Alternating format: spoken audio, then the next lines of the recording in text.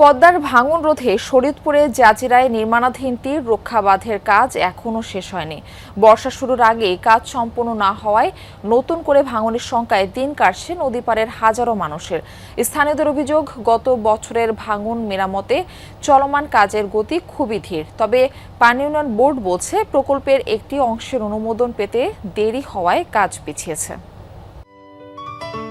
Ceylon টি রপ্তানিতে শীর্ষে। গত বছরের ভয়াবহ নদী ভাঙনের স্মৃতি এখনও তাড়া করে শরীয়তপুরের জাজিরার পদ্মাপাড়ের মানুষকে।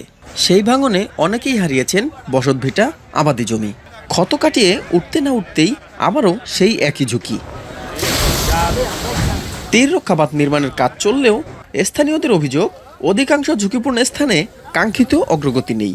আবার কিছু অংশে এখনও পূর্ণাঙ্গ কাজ শুরুই হয়নি। ফলে নদীর পানি বৃদ্ধি ও স্রোতের তীব্রতা বাড়লে নতুন করে ভাঙন দেখা দেওয়ার আশঙ্কা করছেন তারা।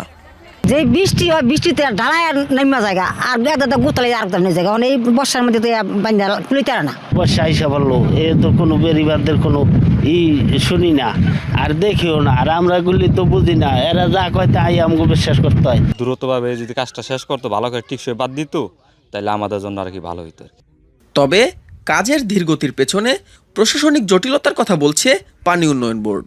সংস্থাটির দাবি, ক্ষতিগ্রস্ত অংশের নকশা পরিবর্তনের পর প্রকল্পের প্রায় 2 কিলোমিটার অংশ মন্ত্রণালয়ের অনুমোদন পেতে বিলম্ব হওয়ায় কাজ নির্ধারিত সময়ে এগোতে পারেনি। গতবার ভাঙনের কারণে আমাদের ডিজাইনটা রিভাইজ করা লাগছে এবং প্রকল্প রিভাইজ করা লাগছে। প্রকল্প রিভাইজের পরে ভেরিয়েশনটা অ্যাপ্রুভ হইতে একটু সময় লাগছে। চেষ্টা করতেছি, এখন কাজ শুরু হয়েছে এবং এবার যদি আমাদের আবহাওয়া ফেভারে থাকে এবং কাজগুলি ঠিকমতো করতে পারি, আমার মনে হয় যে এবার এটা ভাঙনের হাত থেকে আমরা রক্ষা করতে পারবো।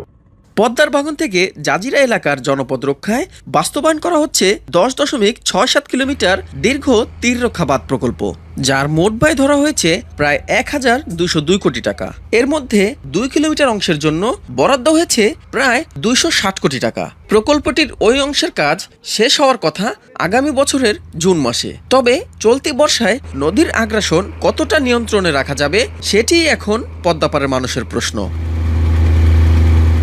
S M Shakil, Jamuna News, Shariatpur.